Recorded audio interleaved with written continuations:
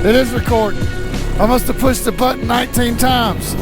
I just flew up to the top of that mountain right there, killed the motor, and I glided down to here, and I was messing with the camera the whole time almost. They were telling me about doing one of these canyon runs where you drop down in these canyons and follow it all the way down to the Salton Sea. So I'm just trying to like pick my canyon right this moment.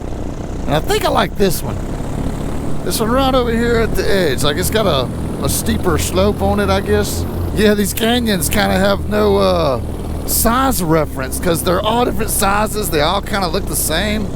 It's tough to judge altitude. I always thought I was a lot lower, and I saw Eli over here on his paraglider, and I was like, dang, I'm way high, like ridiculous high.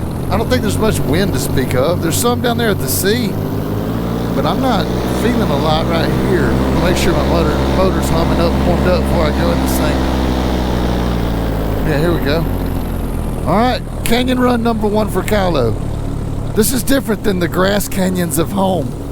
This one has rocks and boulders. Damn. Yeah, landing, tripping over some of that. But it gets smoother down here. I'm at the tippity top. Okay. Canyon run. I get it. I feel a little turbulence here at the top. a little baby ass canyon. I tell you what, it'd be hard to climb out of this mother. Like the walls are pretty steep. I guess you could walk out, like follow the creek. Yeah, we are going downhill almost the whole time. Yeah. Wow. There's some turbulence to speak of down here. It's strange. Like it's got its own little micro gradient happening or something.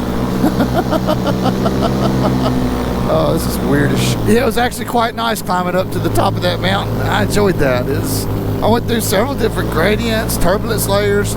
I did check the windsill off like a dildo. I did yesterday, but not freshly this morning. So I knew it was supposed to be terrible bad. They were indicating some north component aloft. I stayed my distance away from the mountain and climbed in the distance. That way, if I hit the lee side rotor, it would be less severe. That was my goal with that. You know what? This thing just like shuts off. I'm being a real bind here. Okay. Yeah, there's places where it sort of narrows and turns real hard. I want to make sure I got enough room to make the turn before the thing like kinks over. I studied on it a little bit before I got down in it just to kind of learn the pattern some. I thought the aviator guys were coming with me, Judson and them, but they apparently didn't make it that far. And then when I come out of this thing, I got to find my way back to camp. Although it's pretty easy. I have one of the world's largest lakes as a reference. Of course, I might go to the wrong part of that lake. Yeah, canyon runs are pretty cool. I give them that. I get it now. I get it. Oh yeah, I'm sporting the Free Ride 21 this morning on my McNitro Rossi 80. Woo-hoo. That cell reception is down here in this canyon. I really like Desert Rat. Wintertime, summertime, doesn't matter. It's always a trip.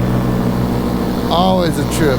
I just can't even think of the right words to say about it. Is this good content? I mean, really, is it? As I would think that watching this on a video is very enjoyable, but doing it in real life is one of the coolest things ever. So, just so you know, the camera only gives like a tiny little perspective on what's actually going on in my reality right now. And I'm glad to share it with you through this medium. I really am. I really am. But I gotta tell you, it sucks for you. It sucks for you. Well, it looks like my canyon's running wide, so I'm gonna climb up and see where I need to go. Where's my wingman at? Where'd Eli go? He was the only one that went with me. We went over to a lower part of the mountains and was flying around. He's probably down in one of these canyons. I gotta climb up if I wanna see him. Well, there he is. He's way ahead of me over there. How much gas I got left? Well, I see some in there. I guess that's enough. I should start filling the tank up all the way before I venture out. Yeah, just so I'm not even worried about looking. Okay, so okay, I'm going right towards camp. I got it. I'll put my coffee in an insulated cup with a top on it. I'll see if it's still hot when I get back here. It'd be cool to have some hot coffee. I mean, I had some hot coffee this morning. I didn't eat breakfast, but there was cream in the coffee, so that gives me a little sustenance. What a fine day it is. Dry air is amazing. 200 feet below sea level is pretty fucking cool too. Oh yeah, I can't get too low. I saw some power lines going across this desert. that I don't want to hit, power lines will run your day quick, I bet. Yeah, I'd bet on that. Turbulence. I wonder what I'm feeling. You know, there's an inversion layer. You can see it in real life. I don't know if it shows up on the camera. There's a layer there. And if you're above it, it's smoother and warmer. And if you're below it, it's colder. I think I'm gonna dump the trimmers out just for the ride back. Why not? My new flying boots are working. Oh shit, they're both untied. I suck. I just complimenting my new boots. I got new boots in El Paso. They feel great. And just in case I had to hike out, I wore them. They're like work boots, but I hike in them. I might not have been woke up when I tied them this morning, so I didn't do good. Tough to say. Oh, right. Where's home base? I can't see it from here. I'm way off to the north. Something I usually do that I didn't do this time is as I'm going away from an area, I'll often look back, like when I get a good ways away and kind of get a perspective on like the large landmarks. Like there's this thing, this camp, that road, these pounds, you know.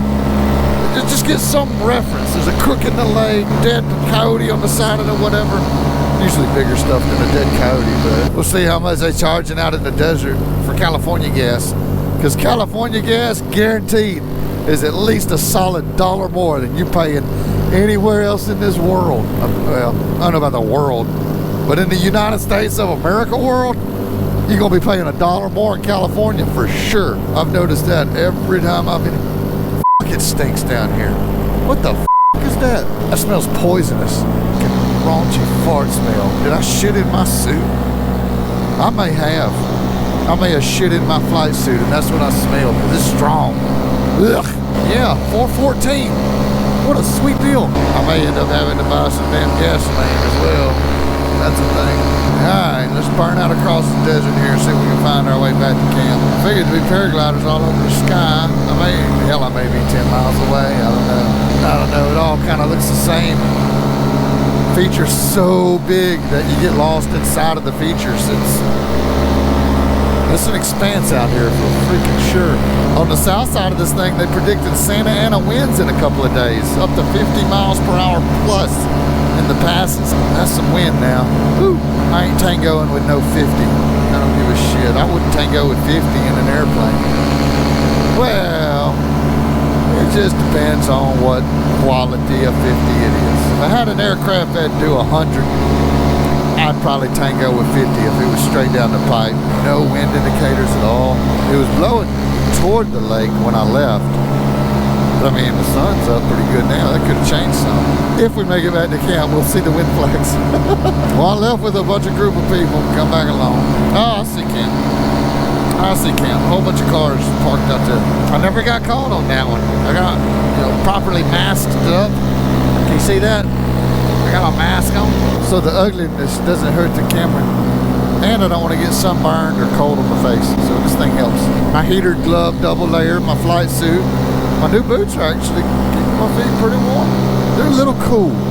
My feet are cool. I didn't put on my extra warm boots, but I knew it was going to be nice dry air, so dense, dry, high pressure air. Makes everything work really good. There's poles, there's power lines for sure. Okay, I recognize this little sombrero hangout. RV park? Yes. Alright, I'm going to pull these trimmers back in. I'm close enough that I'm probably not going to not make it back to camp, even if I have to walk it out.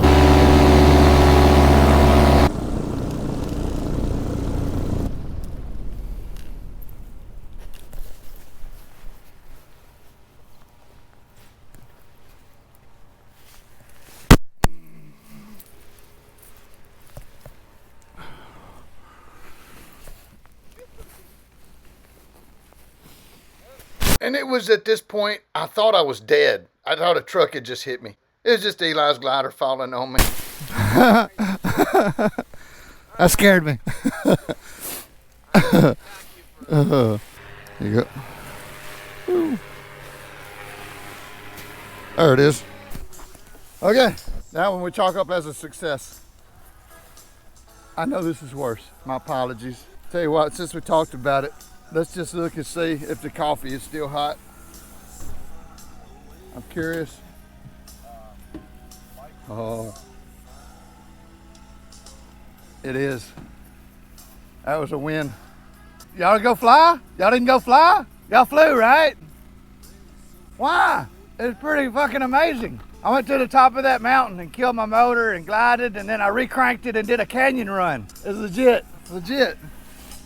And of course, I did not do an outro for this video. I just kept videoing the adventure. I've got several other videos coming from this trip, but I wanted to throw a little ending in here with some tips about doing canyon runs. Now, I'm not claiming to be some sort of master level canyon runner guy. I did them for 2 weeks or so out there in the mountains and canyons of that entire Southern California region. I mean, I've explored most of the places, all the nooks and crannies, mountains, canyons that I could. I've explored out there. There's a lot more. You can only cover so much ground in the time you got. But some things that I've learned and some things that can help keep you safe if you decide to do a canyon run on a paramotor. Strong winds around canyons, there's lots of lips and edges. You can get killed flying in strong winds near canyons. Calm conditions, you probably want to pick those. Preferably having sort of an uphill flow of wind is preferable, but if it's calm, you could take either one. No big deal there. You want to approach the canyon from the top. You don't want to go in the bottom of the canyon low and try to fly uphill in the canyon. Couple things. The terrain actually goes uphill. It may go up faster than your paramotor can allow you to climb. The higher you go into the canyon, typically the tighter it gets, and you'll put yourself in a box where you can't get out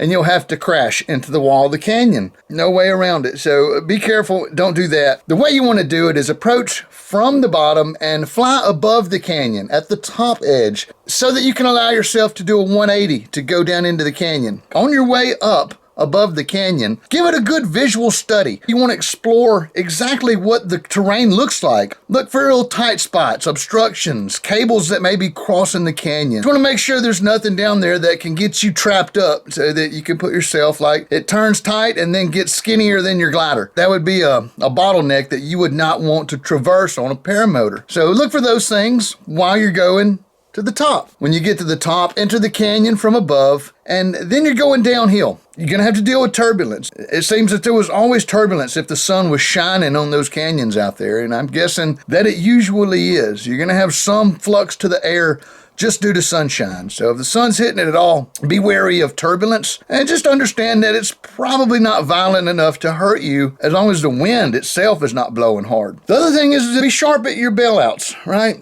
Don't pick places to land that you can't hit. And always put yourself in a spot to hit those places. If I was going to land on or near a canyon, I would try to go for the bottom.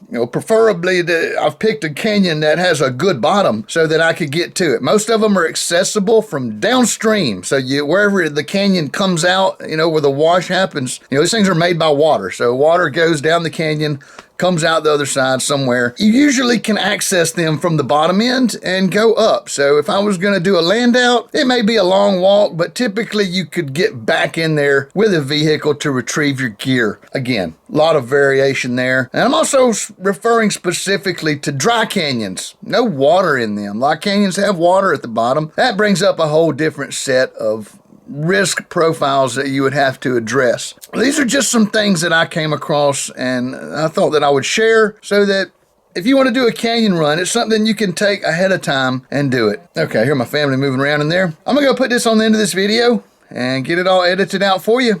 I hope you like it. Got plenty more coming. I did a lot of flying out there. I got some cool videos. We're going to learn a lot together in this series of videos from these adventure travels that I've done. But you can go ahead and mark canyon runs off the list. Kylo Paramotor Flying. Like, subscribe. Much love, y'all. Kyle out. Yeah, canyon runs are pretty cool. I give them that. I get it now. I get it.